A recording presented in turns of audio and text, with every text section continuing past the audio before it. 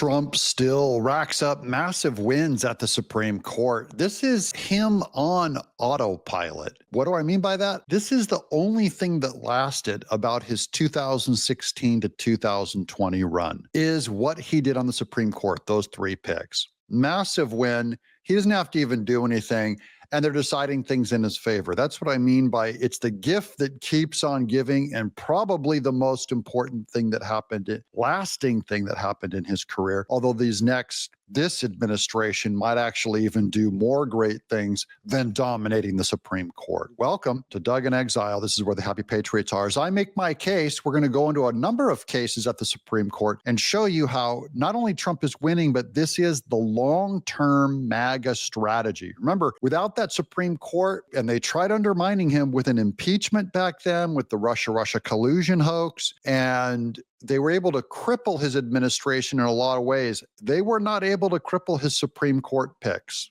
And so here's why I'm going to tell you these cases recently decided continue today. Now, this is from the SCOTUS blog. I'm not going to read the whole thing, just the big stuff. Supreme Court. Let's get me on screen so it's still a little bit my show. The Supreme Court sides with Trump administration in battle over ability to remove agency commissioners. So he goes into this agency. It's a 5-person panel. He removes 3 of them that were appointed by Democrats. And these are the kinds of people that conduct recalls, like of dangerous automobiles, or their ability to prosecute, say, toy companies that put lead paint on plastic animals and stuff like that. That's how I know of them. There we go. The Supreme Court on Wednesday cleared the way for Trump administration to remove 3 of the 5 members of the Consumer Product Safety Commission.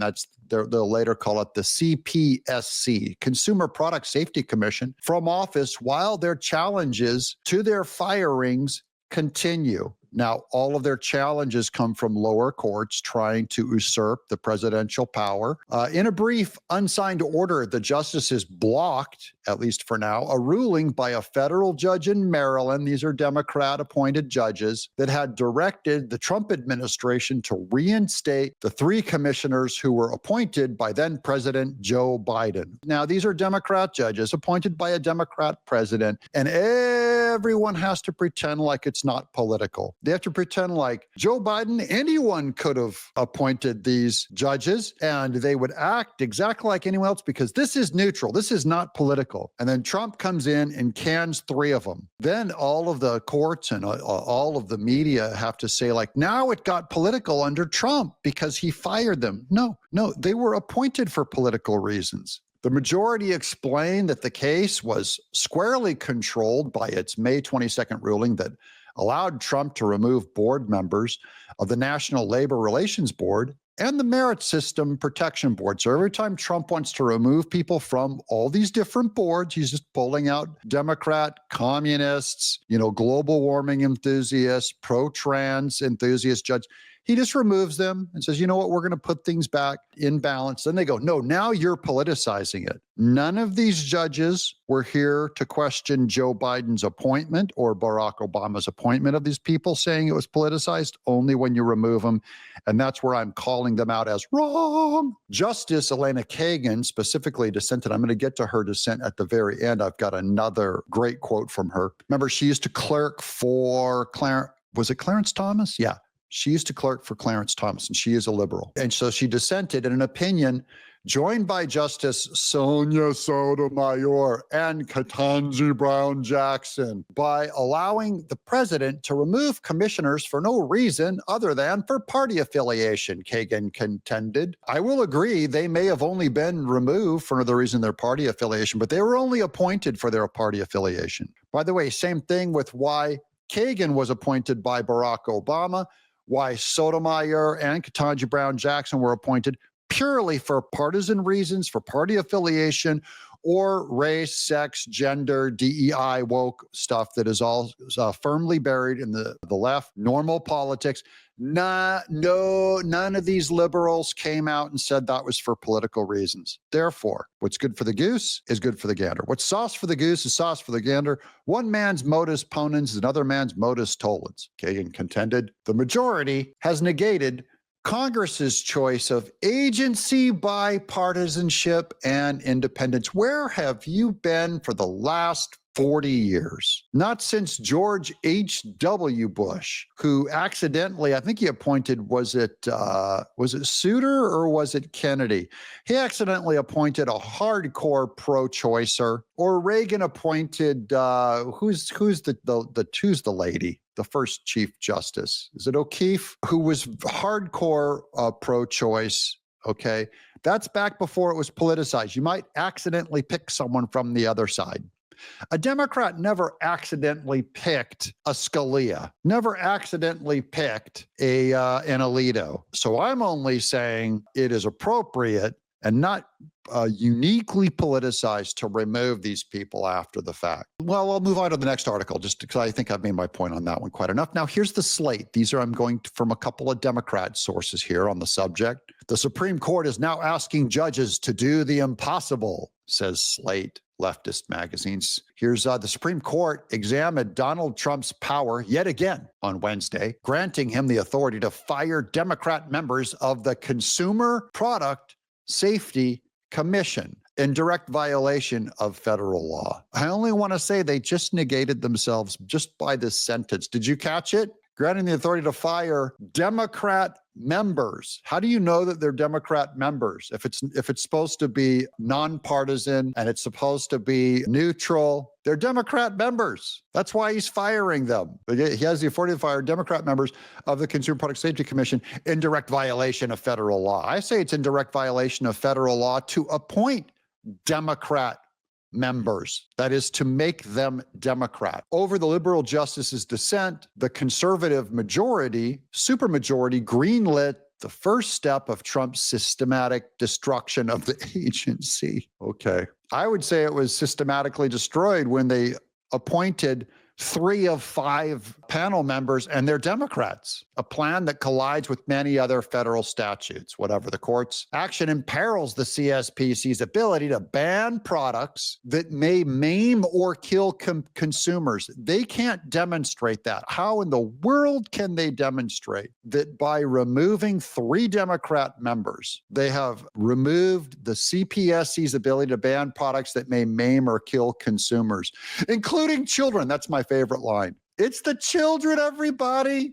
including children. You know, Trump wants to manufacture dangerous car seats that don't protect children. You're on to us, Democrats and the Slate. You're on to us. We just want to maim and kill children with unsafe products, you imbeciles. It's okay, that can be your opinion. You know, I've said that Democrats don't care about children because they allowed 300,000 children to escape into the hands of who knows what under the Biden administration. They also ran a hotline where those kids that are placed, if there's dangers to them by some kind of a child, someone who pursues children, they can call a hotline. One thing that the Democrat Party set up, they could call a hotline if they had questions about who they were placed with. There were about 60,000 calls placed to this headline, and the Democrats did not answer or follow up on not one of 60,000 calls that were placed by children that were placed in these homes. So that's where I get my evidence that Democrats, one thing we know about them, when they bring up the children, they do not care, and they never cared. It is purely done for politics that they bring up children. Okay, here's MSNBC. I got another lefty, communist, atheistic, lying source of journalism, just because I like to address my culture front on. Trump judge shows possible path to Trump winning a second round on birthright citizenship. Please, Lord, make this true. However, it's being reported by MSNBC. I have no idea if it's true or not.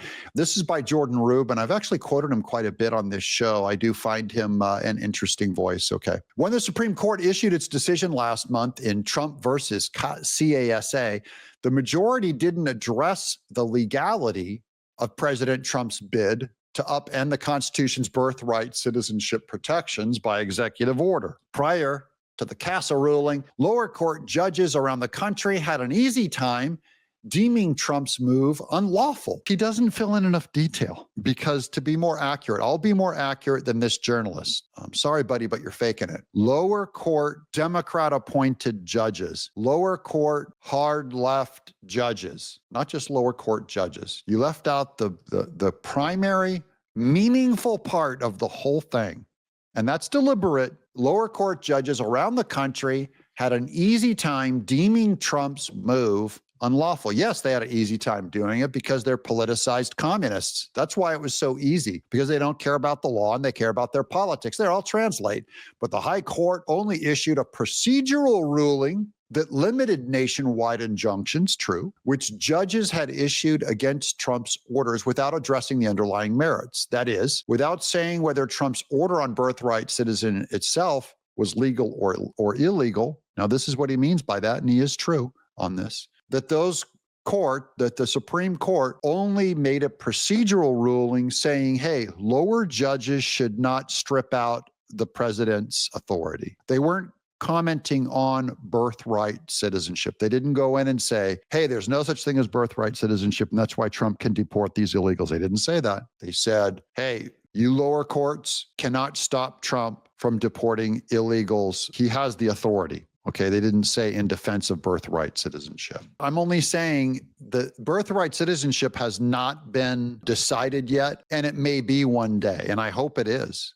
And I hope they reverse it, because I believe birthright citizenship is being taken advantage of in a way that the original people who passed birthright citizenship did not intend. And that is an argument that we need to have. We need to have it soon. And it probably will come into play as Trump continues to remove illegals. They're going to claim, hey, what about birthright citizenship? And then it has to go to the Supreme Court. They're going to have to decide on it. And then here's our last article over at Newsweek, which is a little more balanced. Elena Kagan, that's the liberal justice, warns Supreme Court just, quote, all but overturned a 90-year precedent. Now, Elena Kagan used to be merely a center-left Democrat appointed judge. And now she's gone far, far more to the right. And I mean, I'm reading her opinions, and they really do start to fall apart now and become politicized. So that's my beef with her opinions. Not that they're by her. She used to be less wrong, and I didn't mean that they agreed with me more. I meant that they were more constitutional and less politicized, and now they're all political. That's my opinion on it. In a dissenting opinion against the Supreme Court's decision on Wednesday to allow President Donald Trump to remove Democrat members of the Consumer Product Safety Commission, the CPSC, Justice Elena Kagan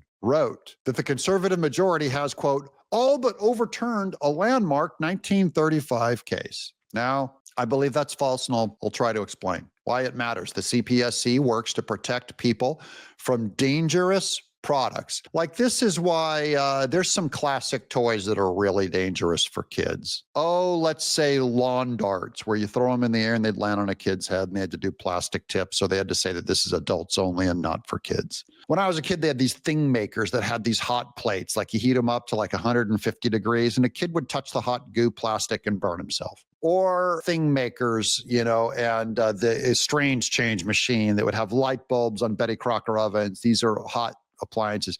There was a Pez dispenser that looked like a gun, and you'd put a Pez in the back and it would shoot a little Pez pellet, right?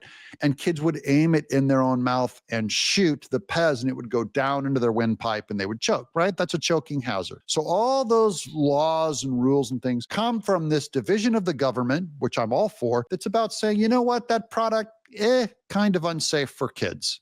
So you have to either set it aside for adults or ban it, okay? It also involves car seats. It involves lead paint, dangerous chemicals in toys, things like that. Dangerous products and unreasonable risk of injuries associated with consumer products by issuing recalls, enforcing standards, banning products, and suing non-compliant companies. Now, nothing Trump did in removing the Democrat members of that board negates any of that. This board still exists. It can still overturn products. He just removed the 3 of 5 panelists. 3 of them were judges under Biden's appointment. Now, Biden, I'll give you one example. They said global warming is an existential threat to America. They even said that about the military. They said the military recognized that global warming was the greatest existential threat. And they also said that white MAGA Republican supremacists were the greatest threat to America, even as terrorists were walking our streets coming over the border. So all Trump is saying is, I can't trust a Democrat-appointed Democrat standard on this, because they might say, hey,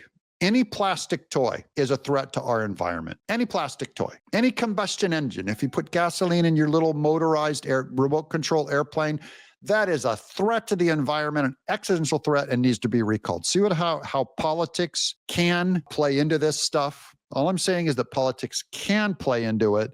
And so Trump has a right to go in and reverse those opinions. The 3 terminated Democrat commissioners were nominated by former President Joe Biden, allegedly, could have been by wheelchair autopen, and set to serve a 7-year term.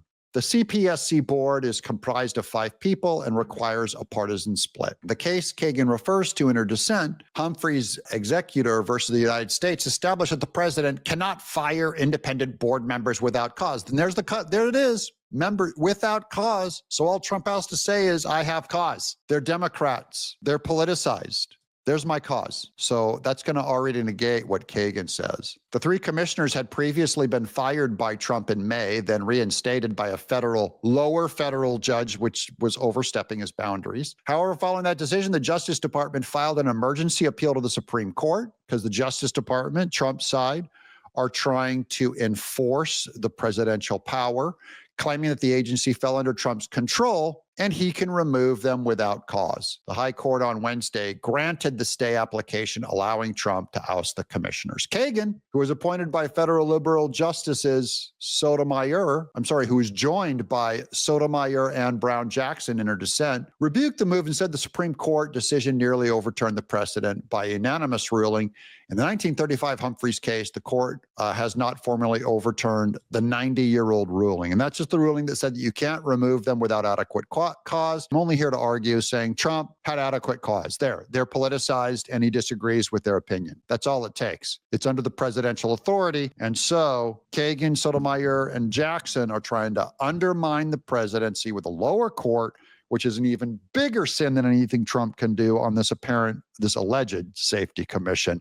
What do you guys think? Is this going to be Trump's greatest accomplishment, the Supreme Court, from his first run? Or do you think he's going to do greater things the second run that will end up being an even longer lasting legacy? That's a tough one. Let me know in the comments below. I'm Doug in Exile. Subscribe.